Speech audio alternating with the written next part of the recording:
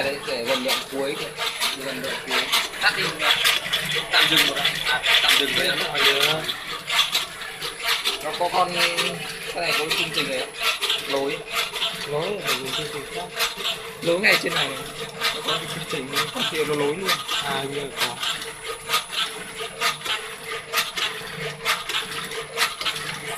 Nó quay kẹt ra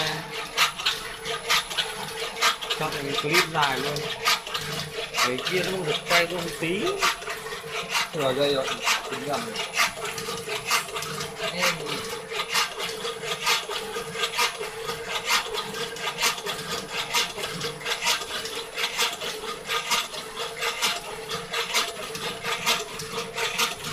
Nên YouTube nó cũng nhỏ lại.